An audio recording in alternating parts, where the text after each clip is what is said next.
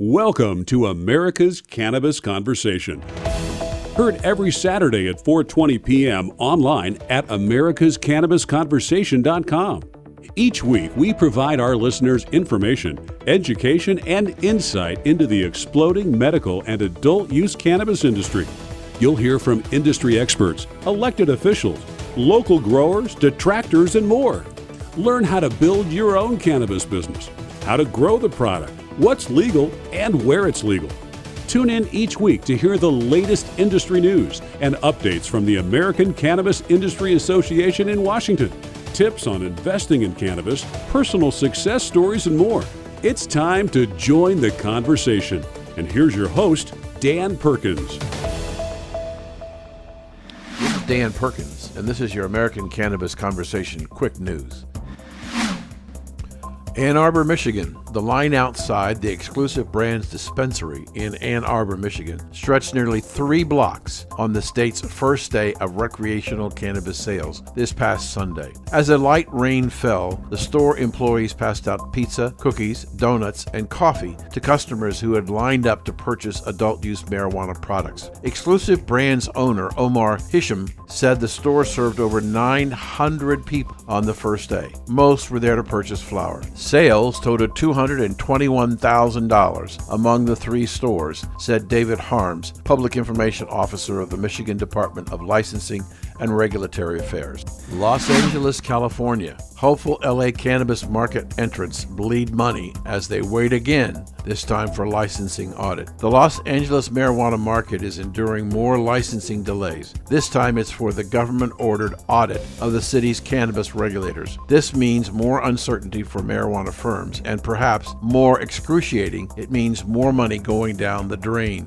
That's the ongoing narrative surrounding the LA marijuana market, where hundreds of entrepreneurs have waited months to learn if they can launch legal cannabis companies. Some, in fact, have reported losing tens of thousands of dollars paying rent on would-be licensed marijuana shops that have gone unused. And that doesn't include they have also spent on application fees or down payments on potential remodels and build-outs. All this happens while illegal shops continue to flourish in Los Angeles. And now our final story, Denver, Colorado. Some marijuana firms are rebranding in response to changing business climate. As the cannabis industry has moved to shed the stoner stereotype many have held of its consumers, several marijuana businesses are rebranding themselves via name changes and other steps to try and reflect the companies they've become. Bill Winchester, President and Chief Creative Officer of the marketing firm Lindsay Stone & Briggs, which has offices in Madison, Wisconsin, and Minneapolis, said other potential reasons for a marijuana firm might rebrand are it launches a new and different service, the competitive landscape in the industry has shifted, and it wants to brand to reflect those changes. It wants to stress the growing professionalism surrounding the marijuana industry. And finally, the industry is changing, and from the possibility of something that is recreational and goofy to something that is more serious and medicinal. This has been your America's Cannabis Conversation Quick News. I'm Dan Perkins. And coming up on today's show is Steve D'Angelo, who is known as, in many circles, as the father of legal cannabis. In addition, Dr. Jordan Tishler will talk to us in another installment on managing pain. And Megan Fox is going to talk about more and how it will affect businesses. And last but not least, we have a new guest, Emily Flippen from the Motley Fool, who works in the Marijuana Masters program. And she's going to talk about the industry, the business, and a little bit about what she does. And now the conversation continues.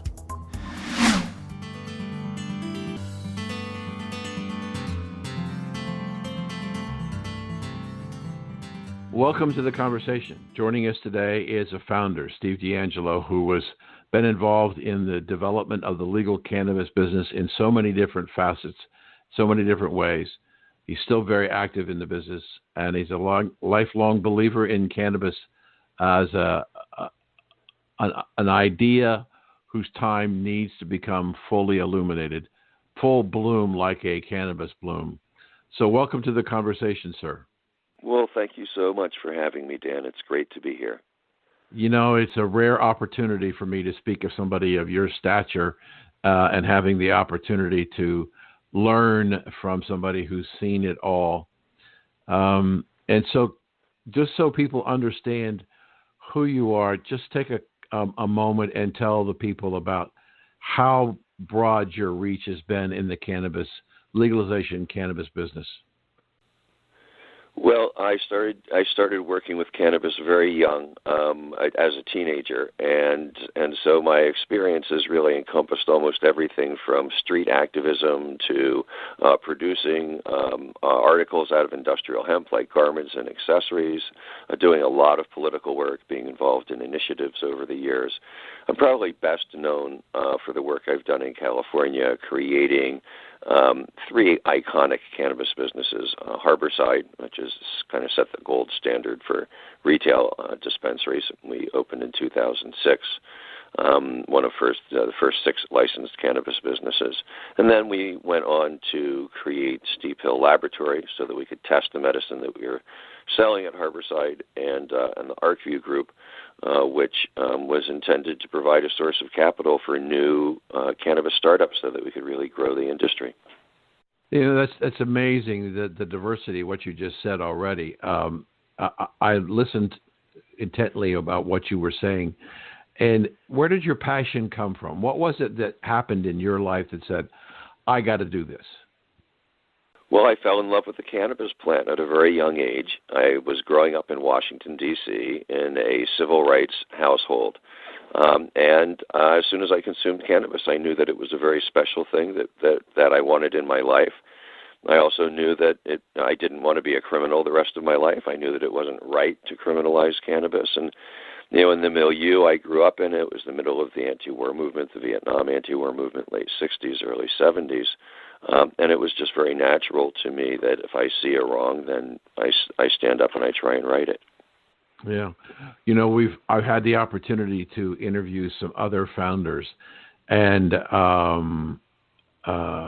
I know Willie Brown is quoted saying that you were the father of the legal cannabis industry, but for the longest time it wasn't legal. And you were taking pretty great risks to be involved, especially as a young man before you reached the age of majority. Did that scare you? Well, it was a very scary time. The earliest days of this movement were very scary. There was no such thing as legal cannabis. There weren't a lot of people who wanted to donate money to making cannabis legal. And so for many, many years, I sold cannabis without a license at fairly significant levels, and then used that money to fund things like Initiative 59 in Washington, D.C., which was Washington, D.C.'s medical cannabis initiative, or Hemp Tour, which was an effort to teach the country about industrial hemp. And yeah, it was scary as hell. There were times in my life when I was, pretty much certain that the way that all of this was going to end up was with, me in federal prison for many, many years. But I thought that, and still think, that risk was completely acceptable in light of the alternative. Right? And I've always believed that cannabis is a force for positive social change, that it awakens people's hearts and souls. And I think that the world today is sitting at the brink of self-destruction if we do not do something to make people kinder, more generous, closer to nature, more open to diversity and change and learning from each other. We may not have a planet to live on. Yeah. I'm doing some research, and I found some very scary statistics. The Justice Department reports that over the last 12 months, almost 1/5 of the dispensaries in the United States have been robbed in the last 12 months of both product and cash. And they say that the average cash theft is about $273,000. As this business grows, as more and more places make it available, more and more states expand the ability to use it and get it, there's a whole new danger that is taken over. And the most riskiest place beyond a cannabis dispensary is a liquor store. And yet we have no banking laws that allow the operators in any facet of the cannabis business to deal with the cash, and yet the industry is growing at 35% a year. We have a friend who owns a bunch of dispensaries in Sacramento, had 3 of his dispensaries robbed in one weekend. So 30% of his businesses were robbed in one weekend this past summer. So there's a different kind of risk. When you were starting, there was the government risk and possible prison time, but now there's a physical risk. We have the House passing the Safe Banking Act, but it doesn't seem to be moving at the moment in the Senate. And then we had over the last week, we had the House Judiciary Committee pass the MORE Act on deregulation, and now that appears that it's got some serious trouble in getting through the Senate. So what do you think about the problem of cash and the lack of banking, and then the most recent discussion with the House Judiciary Committee on the MORE Act? The continuing lack of basic regulations that stems from the refusal of the federal government to fully legalize cannabis impacts on many, many different levels. So one of them is banking. You're absolutely correct. Whenever you have a shop that does a large amount of turnover in cash, the local folks who like to rob places learn about that and will target it, whether it's a casino, whether it's a liquor store, whether it's a cannabis dispensary. Those things will happen. The difference with cannabis is that while every other business is allowed to take the majority of their sales in credit cards and debit cards in a form that they can't be robbed of, the cannabis industry, for the most part, because of the lack of banking services, is forced to operate on cash, and that exposes us to a greatly heightened risk. Despite that, what the data also shows is that the rate of crime in neighborhoods immediately surrounding licensed dispensaries drops. In Harborside, relative to before we opened, our crime rate dropped about 36% after we opened the dispensary. So even though we have this challenge of operating solely on cash, the industry has understood that threat and been quite effective at taking steps to mitigate it. I'm not sure about the 30% figure from the Department of Justice. The one thing that we know about the Department of Justice is that every word that comes out of their mouth about cannabis is a lie, and those lies are usually designed to spread fear and hysteria. So in my experience, 30% is way higher than the actual number is. So what about, before we go, we've got a few minutes left. How do people follow you? How do they get in touch with you? What's the best way for them, our listeners, to do that? But there's a number of ways. I'm very active on social, on a number of different platforms. The best way to figure out those platforms is to go to stevedangelo.com. Spelled pretty much the way it sounds. You can also learn about my really most important passion project right now is a project called the Last Prisoner Project. And this is a new nonprofit advocacy organization that has an ambitious but very simple purpose, and that is to make sure that every single cannabis prisoner in this country and around the world comes home to their families as part of legalizing cannabis. And how does that fit with the MORE Act? Is it compatible with it? Is it different? Well, it's different. There are some issues. I think that the MORE Act I anticipates expungement, if I'm remembering correctly, but does not anticipate clemency. And so here's the issue: is that when cannabis reform laws are passed, they almost never contain any kind of provision to release people who were incarcerated prior to the change in the law. And this is true in California, it's true in Colorado, it's true in Illinois. So we have thousands of people in states that have legalized cannabis who are still sitting in prison. Some of them are in on state charges. There's other people who are in on federal charges. We are focusing initially on convincing the governors of cannabis legal states to release people who are convicted of things that aren't crimes anymore. So do you have any hope for the MORE Act getting through the Senate, or that's just not your focus, and you're not focused on that at all at the moment? If it's cannabis, I'm focused on it. The world of cannabis gets broader all the time, so that becomes a bit of a challenge. But no, I think that the MORE Act is going to be challenged by the Senate mainly. I think that it will get through the House. I think it'll hit the Senate. I think it's going to be very, very challenging to get it through the Senate. If it did get through the Senate, my sense of it is that Trump would probably sign it. He's made numerous statements to the effect that he would sign cannabis legislation that came out of Congress. My trajectory for reform at the federal level is really tied to what happens in the next general election. If we get any Democrat other than Bloomberg or Biden, then we will see the legalization of cannabis in a fairly short period of time. If we get stuck with Bloomberg or Biden, then they will do what the Democratic elite has always done, which is give lip service to the cannabis movement. Meanwhile, doing everything they can to stall our forward momentum and try to push us backward if they can. But if any of the other candidates, Elizabeth Warren, Bernie Sanders, Tulsi Gabbard, anybody, all of these candidates have endorsed in a very explicit way full federal legalization. So I'd expect to see it within the first year of any of those administrations. If Trump wins another term, I think he will continue what his policy has been, which is cannabis is not something he spends political capital on one way or another. He's not going to take actions on cannabis that would cost him votes. But he's also not going to do anything to push the issue forward in a way that he would have to spend any of his political capital. So it will be, in any case, it will be up to all of the activists working around the country to push this forward.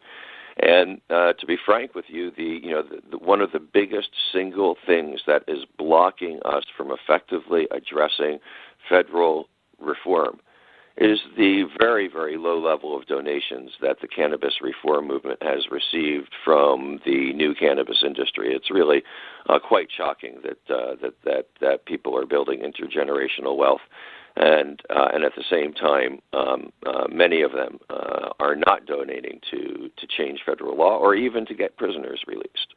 One more time, Steve. How do people follow you? How do they get a hold of you? SteveDeangelo.com. and lastprisonerproject.org. On Instagram, you can get me at Steve D'Angelo. We'll be right back. A programming note, Steve D'Angelo was a great interview to listen to and understand the history of the cannabis business. Stay tuned because later in the show we're going to hear from our new columnist, Emily Flippen from Motley Fool, on what she thinks might be the best opportunities for investing in cannabis for the long term. This is Dan Perkins.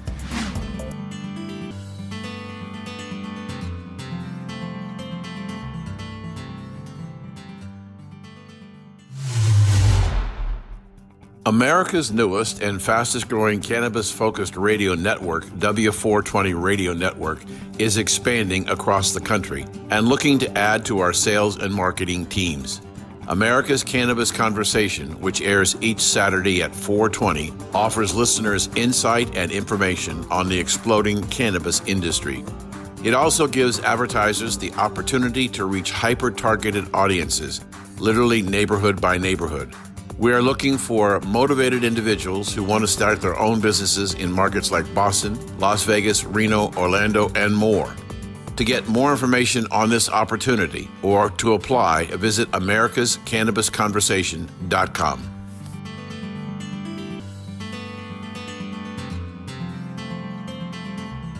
Welcome back to the conversation, and joining us today is our regular Morgan Fox from the National Cannabis Industry Association. And we're here to talk about specifically the MORE legislation that was reported out of the House Judiciary Committee, ultimately going for a floor vote. Morgan, thank you for joining us today. Thanks for having me again. Talk to us about the MORE Act. I think that it's pretty significant, not only in terms of the potential for actually getting something done in the near future regarding cannabis legalization, but also symbolically. So the MORE Act would basically deschedule cannabis and remove it from the Schedule of Controlled Substances under the Controlled Substances Act and allow the federal government to regulate it as they choose. It would also establish a Cannabis Justice Department that would then, and it basically puts a 5% tax on all legal cannabis commerce in order to fund grant programs, expungement, and social equity programs at the federal, state, and local level. It allows the Small Business Administration to provide grants to small cannabis businesses. It allows doctors within the Veterans Affairs system to be able to recommend medical cannabis to their patients in accordance with applicable state laws, and it automatically expunges any federal cannabis-related convictions for anyone that's not currently incarcerated, and allows for people to that are incarcerated to be able to redress their cases through the Department of Justice. So this is really one of the most forward-thinking and comprehensive cannabis policy bills that we've seen ever. And it was also the first time that the Judiciary Committee, as well as really any committee in the House, had actually had a markup on a bill to legalize cannabis and remove it from the Schedule of Controlled Substances. So this is a really big deal. And, it got bipartisan support, although much more Democrat support than Republican. There were 2 Republicans that did vote yes on it. And basically where we're at now is that there are a number of other committees that have jurisdiction in the House, and they can choose to either hold hearings and markups on it themselves or to waive that right in order to speed it to a floor vote. We're speaking with Morgan Fox from the National Cannabis Industry Association about the MORE Act that was passed by the Judiciary Committee. Just so I understand what you said, is the Judiciary Committee the wrong place for it to have originated, or does it make any difference? Because you talked about other committees that had jurisdiction, so I wasn't quite sure what you were trying to say there. Well, the bill's original sponsor, Jerry Nadler from New York, is actually the chair of the House Judiciary Committee. Any bill dealing with legalization would have to go through judiciary at some point. So I think that it's totally fine for it to start there. And, when we were talking about cannabis banking earlier this year in the House, a lot of people were concerned that just passing banking was going to slow down momentum for more comprehensive reforms, particularly those that included additional social justice provisions beyond what was included in the Safe Banking Act in and of itself.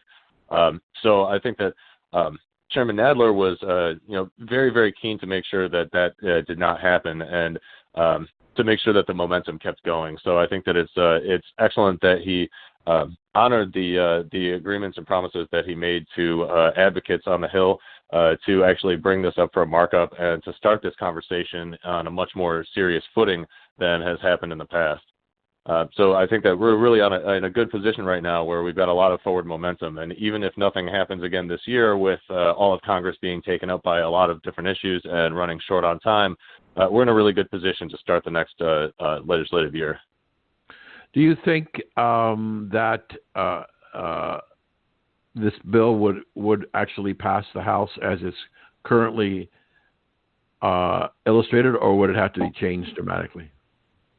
I think that it could stand a very strong chance of passing in the House if it were to come up to a floor vote today. We'd like to see more robust and clearly defined regulatory language amended in the bill, and we're going to be working with the other committees of jurisdiction to see if we can get something like that introduced as laid out in the recommendations that we released back in October, that basically divide cannabis products into 4 different lanes and then assign the chief regulatory responsibilities to those based on the expertise of those agencies. And, we're hopeful that we can get that language introduced in the near future, but it's really questionable about whether there's going to be enough time for even any more hearings or markups on this bill, given that the House still has to work on a final budget for the year, and they have to have that passed by, I believe, December 20th in order to keep the government running. And the fact that there's all sorts of other political things going on, and like I said, the calendar is the window is rapidly shrinking for any normal business to get done in Congress. So, to answer your question, though, I think that it very easily could pass. It'll be interesting to see what happens in committee. There will probably be all sorts of amendments added by people who are on the fence about it, or by Republican opposition to try to strip out a lot of its restorative justice power. But whether or not those amendments will actually stay in for any sort of final version that gets a full House vote, I think is pretty doubtful. This new word that's been buzzing around this MORE Act is expungement, and you touched on it a little bit early in this interview. Could you be a little more specific about what the bill says about expungement?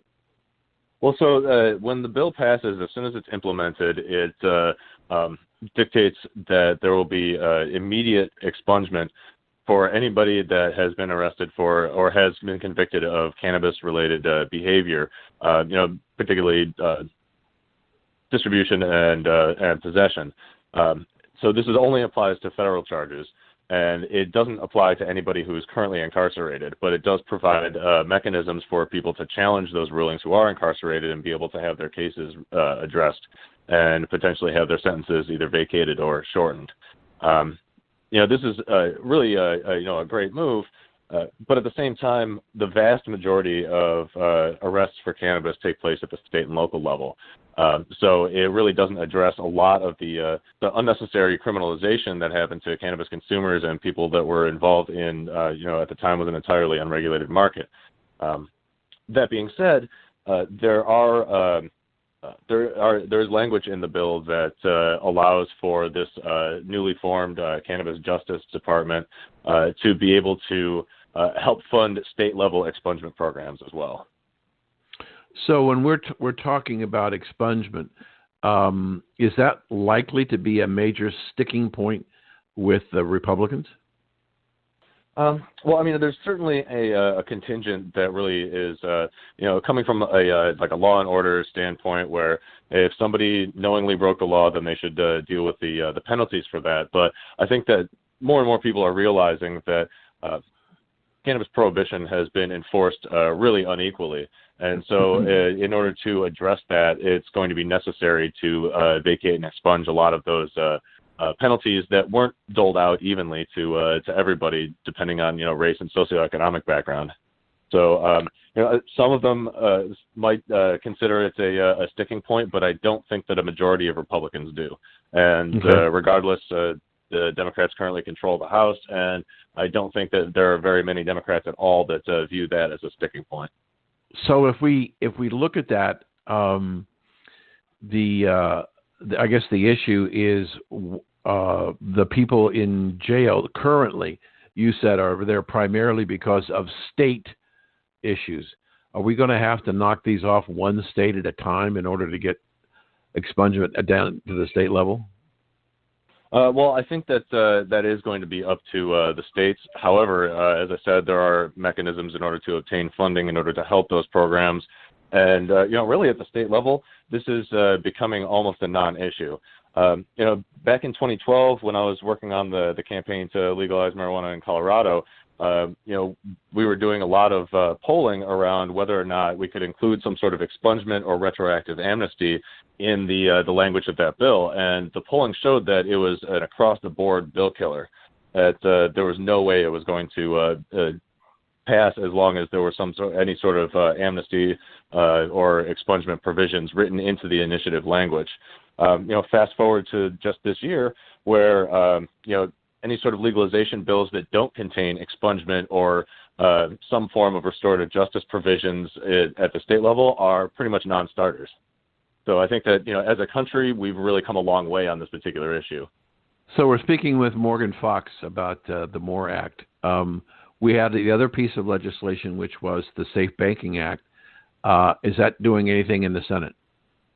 Well, the Senate calendar just came out a few days ago, and it does not include anything about any sort of cannabis banking, but we are working to make sure that there will be a hearing this year, and if we can't get one this year, then in Q1 of next year. But I think it's important to recognize that up until like a week or two ago, the Senate Banking Committee hadn't actually held a markup on any bill in almost 2 years.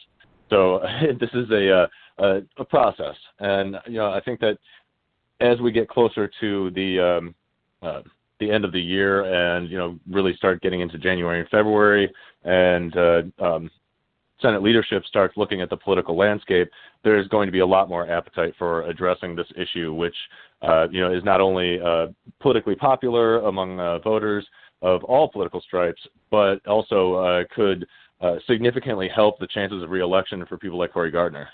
We're speaking with Morgan Fox from the National Cannabis Industry Association. Morgan, how can people follow you? We're available on Facebook, Twitter, and Instagram, and our website is thecannabisindustry.org. Thank you, Morgan, for joining us. It's always a pleasure to have you on the show.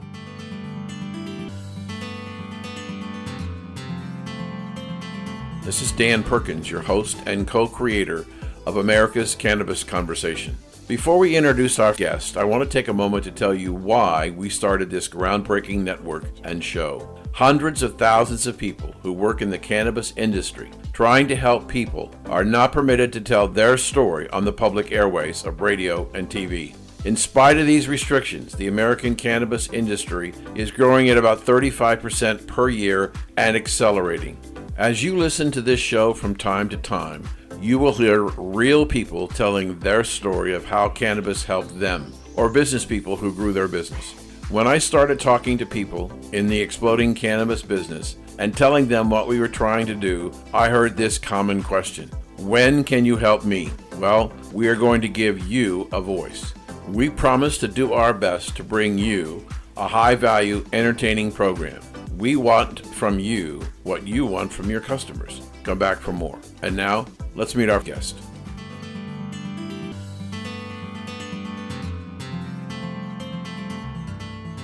Welcome back to America's Cannabis Conversation, and our Dr.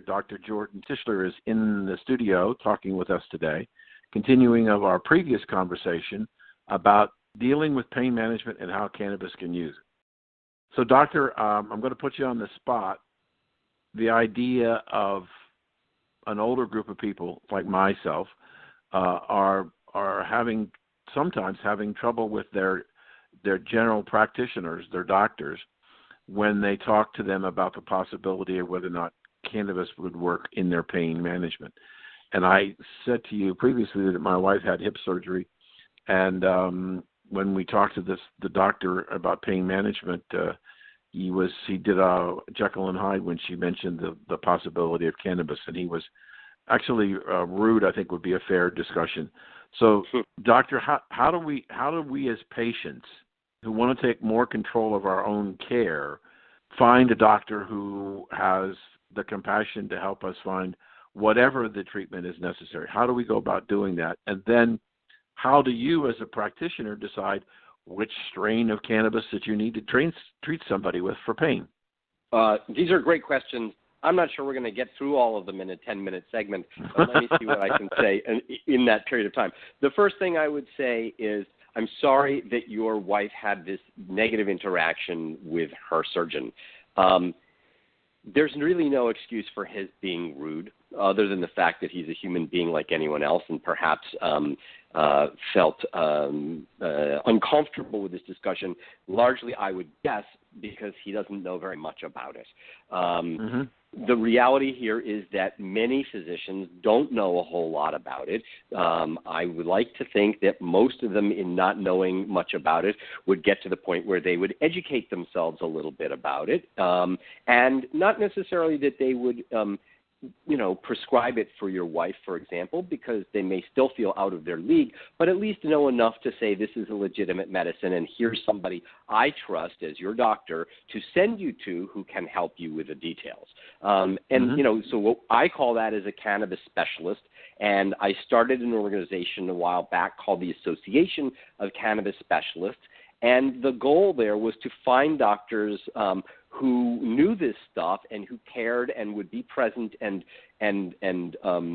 helpful to their patients, specifically around cannabis care. And that's been pretty successful. So let me give you some more information. The Association of Cannabis Specialists is available on the web at cannabis-specialist.org. Again, cannabis-specialist.org. And on that site, amongst many other things that you might want to explore, is a directory of doctors who not only are members, but in becoming members are up to speed on the data, and most importantly have taken a pledge to treat their patients in an ethical manner, which means not only knowing about cannabis, but also not being sort of the kind of doctor that's just going to give you a card and then say, go talk to the 20-year-old bud tender. To your question about strains and such like that, that's a much longer discussion, but I'm going to try to encapsulate it very quickly and simply say strains are not important. Strains are a marketing device for selling weed. So this is something that your cannabis specialist should be sitting down and talking over with you. Dosing and route of administration, those are very important for getting the best result for pain relief or any other symptom that we're treating with cannabis. But the strains themselves really are just chemically too similar for there to be a significant medical difference. Now, that doesn't mean that people don't develop a preference for one over the other, but it's not the same as did it help your back pain, which is really a medical outcome. And so I think that this leads us into a potentially another segment for another day, which is sort of the smoke and mirrors that are involved in the industry and the ways in which those things sell lots of product, but aren't necessarily in the to the best advantage of patients who are not looking for something that's kind of interesting. They're really looking for something that's reliable and effective. And so I would argue that patients and recreational users are both equally legitimate, but have very different needs and therefore need very different treatment and different products and such like that. And that's not something the industry has really got a good handle on at the moment.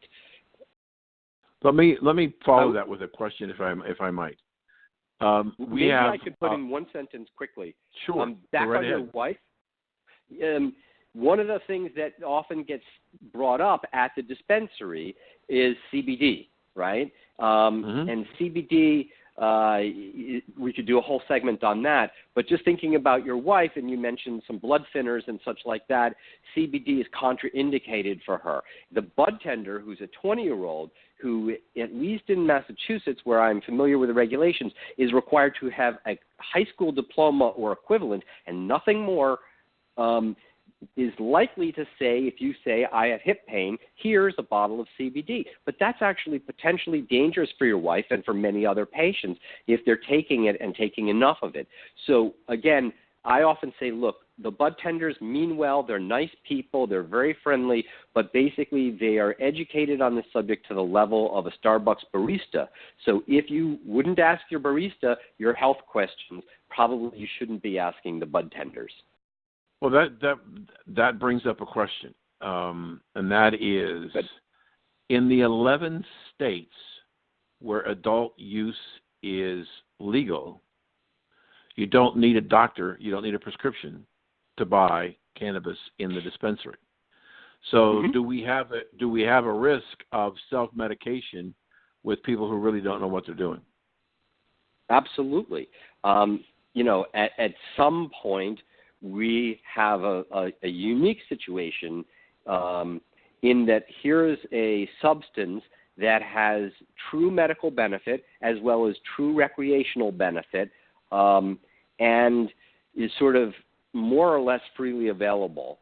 And so, yes, we can definitely find ourselves in the position where not only patients may choose to self-medicate, but there's a huge amount of marketing pressure with lots of dollars behind it, who are, which is out there trying to convince people that they should self-medicate or that they should get their advice from the bud tender. And the problem with that is that fundamentally the reason that marketing is going on is because that sells more weed. Whereas if you go to the doctor, who tends to be, shall we say, thoughtful and conservative and really focusing on precision dosing, that tends to actually lead to less use. And so there is a little bit of a conflict there, and that there's a lot of messaging that's going to point sick people in the wrong direction.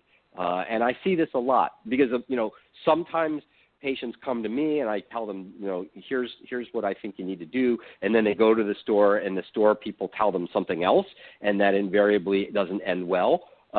Or alternately, they went, like you mentioned, sort of through the recreational system, or maybe they got a card from some other doctor who didn't give them any guidance, and then they use it and it doesn't work, or they feel sick, or any of those sorts of things. Then they come to me. They say, Doc, I tried all this stuff. What happened? And then I looked at what they tried, and it's either something I would have predicted as ineffective, dangerous, or just way too much. So I think that, there is that conflict between what the industry would like people to do and what's sort of really medically best for them. And I guess at the end of the day, it's going to come down to each patient having to think this through for themselves. And I'm hopeful that, as you say, most of this group are older people with some maturity, and I hope that most of them will look at their doctors, particularly their cannabis specialist, as somebody that they are going to for advice and guidance, and value that advice and guidance, so that then they end up with best outcome.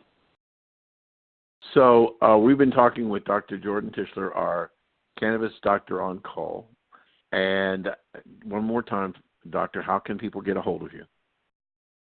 You can find me on the web at inhalemd.com, or you can call at 617-477-8886. So we got about a little more than 2 minutes left in this program, and I want to ask you the question. One of the things I put up front was, how do you decide which product a person should use, or does it make any difference?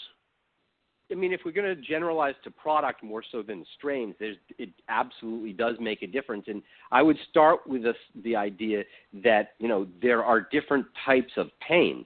And what product we use and how we use it depends a little bit on what we're treating. So somebody who has pain, for example, from something that's acute and episodic, like a migraine headache, those people, generally speaking, would do best with cannabis by inhalation. And the reason for that is inhaled cannabis has a very quick onset, which is good if you're having a horrible migraine come on. It also doesn't last super long, lasts about 3 or 4 hours, which if your headache has now gone away, it's good for the medicine to kind of go away. On the other hand, somebody who has osteoarthritis of their spine, and who's miserable kind of 24/7 as a result, that's somebody where the quick onset, short duration is going to lead to kind of a yo-yo effect. I feel better, it wore off. Oh, now I took some more, I feel better again. Up, down, up, down. That's not generally thought to be a good approach to pain control. So something that we take by mouth, which has kind of the opposite characteristics to the inhaled stuff, in that it's slow to start working, but when it works much longer, like 8 to 12 hours. That's going to give us more of that continuous pain coverage that we're really looking for, that allows people to take the medicine and then go on about their lives. Well, so that you may be able to get the same strain in an edible or oil or something you can smoke and vape or not. I don't know about that. I know it's been banned in Massachusetts for a while. But so that what it sounds like what you're saying, depending upon the kind of pain you're trying to treat, then you have to have more concern about the delivery system, how you get it into your system and how your system manages it, than what brand of cannabis it really is. Yes, that's absolutely correct. Is that true? The route of administration is hugely important, and the dosing is really important. If you get your advice from somebody who's a heavy user, they're going to say, go ahead and use like I use. But that's going to be too much for somebody who isn't, a long-term user, and it's also more than is likely necessary.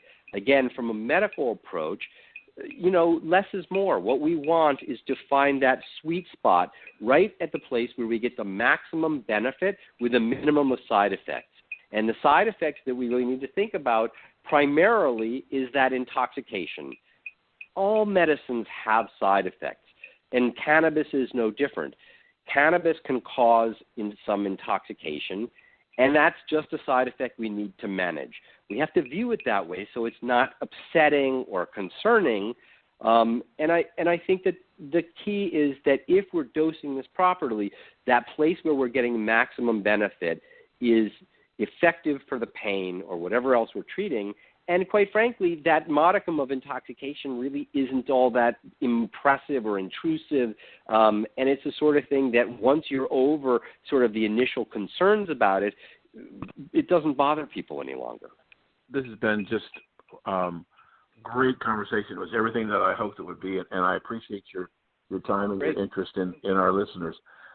Just in case, ladies and gentlemen, if you didn't hear all of today's interview with Dr. Jordan, you can go to W420radionetwork.com, and you can find the archive section and download this show and the previous show, and look for notifications about the next visit from the doctor on call, Dr. Jordan Tishler. Thank you so much for your help and your advice and your time today.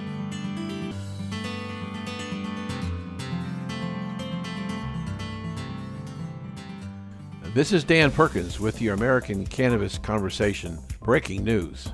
A Canadian study finds everyday marijuana use reduces opioid consumption by chronic pain patients. The report authors said that they found that people who use cannabis every day had about a 50% lower odds of using illicit opioids every day compared to cannabis of non-users. Stephanie Lake, a PhD candidate at the University of British Columbia School of Population and Public Health and co-author of the study, said over the study period, 455 people reported using heroin or other illicit pharmaceuticals daily through at least one of the 6 months follow-up periods in the cohort study. Meanwhile, 410 said they used cannabis daily at the time of their initial interview when chronic pain was first reported, and 583 participants said they were using marijuana either daily or occasionally, while 269 said that they were using non-medical opioids every day. Using a statistical model, researchers found that the daily cannabis use was significantly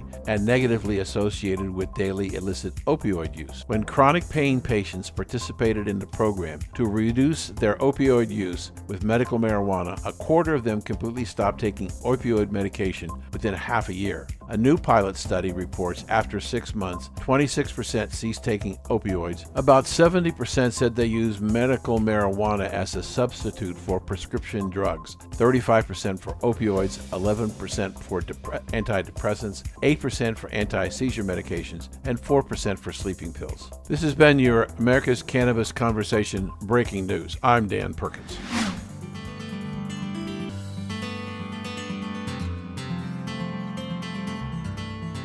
Welcome to the conversation. We have a new and exciting and interesting guest, somebody that I've been trying to get on the show for months, and we finally hooked up, and we're going to do some stuff on a regular basis.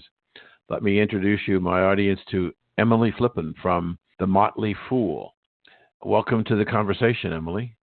Hi, Dan. Thank you again so much for having me on. I'm looking forward to our chats. I have used the Motley Fool services in my private investment practice on and off for years, a long time. Let's help people understand what it is from the 30,000 feet. What does Motley Fool do, and who do they do it for? Sure thing. The Motley Fool is an investment advisory service focused on retail investors, and its name actually comes from the Shakespearean play As You Like It, where the fool was the only one who was able to speak truth to the king without getting his head lopped off. So the Motley Fool, what they're trying to do is really just provide great financial advice, whether that be stock picking advice, personal finance advice, and in a way that's fun and entertaining and accessible to the average investor. With that being said, do you simply provide a recommendation, or do you also provide execution? No execution provided. We are a stock picking service for the most part, although our business does have many different facets. But the group that I work on, which is our investing team, provides stock advice for mostly retail investors. So we're not actually the ones executing the trade for anybody, but we are providing advice. Some of our real money portfolios provide allocation advice. Some of our cheaper portfolios just provide stock picking advice. But the intent is to provide good financial advice to the average person, that's accessible and easy to understand. Terrific. And do you charge a flat fee, or how do you get paid from your retail customers? Well, we think one of the worst things that anybody can do who are individual investors give up a percentage of their assets for somebody to manage their money, especially if they're capable of managing their money on their own. So we are a flat fee subscription-based service. The pricing is paid up front, and you get access to our investors and our best stock ideas. That's the way I've used it, and I've been very pleased with the service over the years that I've used it. Now, that's great. One of the reasons I wanted to have your company, and now that I've got you on the show, is that I've been in the business of managing money for close to 50 years. And as I said, I was a fairly early adopter of Motley Fool for their research. But I have to say, Emily, I have never seen a period of time with so much focus from Motley Fool on a singular sector that I have seen almost daily somewhere an advertisement for cannabis stocks. Am I just in the wrong place at the wrong time, or the right place at the right time? Or is that an area where your company actually believes it's a very significant opportunity? I genuinely believe, and I feel like my company shares that belief, that it's a big, significant opportunity. You mentioned that you don't remember in the history of being a customer of the Motley Fool, us ever being this enthusiastic about a particular industry. And I feel like that's representative of the fact that an industry like this doesn't come along very often. And what's really unique about the cannabis industry is that institutional investors, for the most part, don't get involved. It's still illegal at a federal level in the U.S. So it's a market that's really catered towards retail investors right now, which is right up our alley. And it's a market that people really need advice on. There's a lot of bad advice out there, and a lot of investors have lost their shirts taking bad advice in the cannabis industry. So it's a really big opportunity for us as a business to better serve our customers and hopefully save them from making some of the worst mistakes you can make while investing in the cannabis industry. We're talking with Emily Flippen from the Motley Fool, and why don't we just take this moment, Emily, to tell people how they can get in touch with Motley Fool and potentially follow you. We're always accessible on our website, which is fool.com, FOOL.com. But I'm also on Twitter, so if anything I say strikes a fancy with anyone, you can find me on Twitter. I believe my, username on Twitter is Emily_Flippen. So come find me. You can tweet at me, and I'll be happy to respond. Wonderful. Thank you for that. And while I'm thinking about it, if you are late coming into this interview, you can go to W420radionetwork.com, the website, and go to the archive section, and you can listen to this entire interview with Emily and all of the shows that have been broadcast. So let's get back. Let's talk about how long have you been at Motley Fool, and what is it that you do? I've been at the Motley Fool for just under 2 years, and I actually work on their investing team focused on growth-style investing. So the cannabis industry, to me, is really kind of the ultimate growth-style industry. So any investor that is invested in growth companies should probably take a serious look at the cannabis industry. That's not to say that every investor needs to have exposure, but the work that I do here at the Fool is mostly focused upon analyzing cannabis companies, analyzing the cannabis industry, making cannabis stock picks, along with services that I also work on that are more focused on other types of growth opportunities. But I would say the majority of my time is spent analyzing the cannabis industry because I just see so much opportunity there.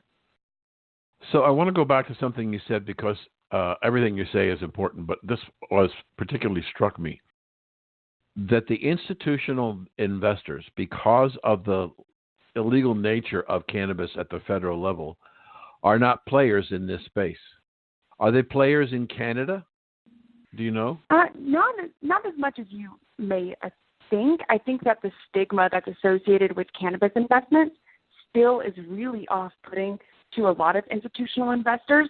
While we have seen a lot of ETFs mostly come out focused around the cannabis industry, virtually all of them have lost a significant amount of money. And so it's no surprise that we're seeing so much trepidation from institutional investors to get into the space. But what I think is really interesting is that while we're seeing pullbacks from institutional investors, not a lack of willingness to take the risks and the volatility that comes with cannabis, we're actually seeing a fair number of high net worth individuals choose to take that risk themselves. So while their money managers or asset managers aren't willing to do it for them, they're doing it for themselves. It's interesting listening to what you were saying there, because we kind of have to split for our audience institutional investors. We can look at institutional investors, we can call them mutual funds, private equity investors, hedge funds, all that stuff. But there's another institutional investor which I would suggest is not ignoring the cannabis, and that is companies like Altria and Coors Brewing and Constellation Brands. They're very interested in fact, buying thousands of acres of growing fields for cannabis. So that side of the institutional business seems to be quite strong, and there's a lot of, as we think about consolidation in this industry, which inevitably happens in an excessively strong growing group of companies. Right now, the companies are being bought by other companies, not in the traditional investment banking underwriting, again, because of the nature of what's being acquired. So companies are doing this business without investment bankers per se. Yeah, it's really interesting. But what I think is interesting is that basically all those examples you mentioned, and there are other ones too, Anheuser-Busch with Tilray, for instance, all of those happened about a year ago. So it's been a while since we've seen more money come into the space, and companies, especially companies like Constellation Brands, have taken major hits both to their bottom line and their stock price as a result of the investment that they've made in cannabis. Now, at no point do I think those are bad investments. I think, they've been questionable investments for the past year because the cannabis industry has been so challenged. But it's interesting to see the kind of pullback that we're actually seeing from a lot of these larger companies as a result of I guess, lacking enthusiasm for the cannabis industry, at least as it stands right now. Well, I would say to you that I was surprised and confused that when the vape crisis came, Altria took a $4.5 billion write-down in their investment in the vaping business. And I thought that based on the news that was coming out, that it more and more leaned towards the illegal market. The vape industry that they bought into was perfectly legal, did not have any issues of lung disease or death. I think they pulled the trigger too fast.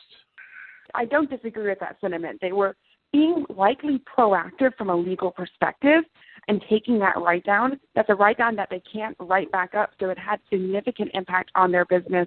But it is to say that I think what they're seeing in this space right now is a lot of concern around vaping, a lot of unwarranted concern around vaping. But it's a testament to the fact that, sure, it's a huge write-down. It's not their entire investment into Juul, but it's a representative effect of what we're seeing in terms of the market situation for Juul right now, which is to say that Juul is facing a lot of legal trouble. And I think what Altria wanted to do was protect themselves a little bit from the fallout associated with the Juul regulatory issues. We've been talking with Emily Flippen from the Motley Fool. And how can they follow you or get information about what you do? Sure thing. You can always go to our website, which is fool.com, or feel free to find me on Twitter. I love having conversations, especially about pot stocks. So anytime you want to talk pot, I'll be there on Twitter. Thank you so much, Emily, for joining us today. America's newest and fastest growing cannabis-focused radio network, W420 Radio Network, is expanding across the country and looking to add to our sales and marketing teams. America's Cannabis Conversation, which airs each Saturday at 4:20, offers listeners insight and information on the exploding cannabis industry. It also gives advertisers the opportunity to reach hyper-targeted audiences, literally neighborhood by neighborhood. We are looking for motivated individuals who want to start their own businesses in markets like Boston, Las Vegas, Reno, Orlando, and more. To get more information on this opportunity or to apply, visit americascannabisconversation.com.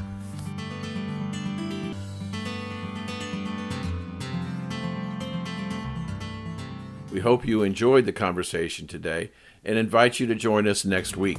So go to the website, americascannabisconversation.com, download shows, and look who's going to be on next week. This is Dan Perkins, and thanks for joining the conversation.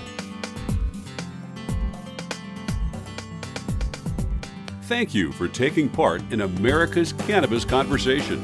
To hear this show in its entirety or to hear any of our archive shows, log on to americascannabisconversation.com and tune in next Saturday at 4:20 p.m. for the next installment of America's Cannabis Conversation.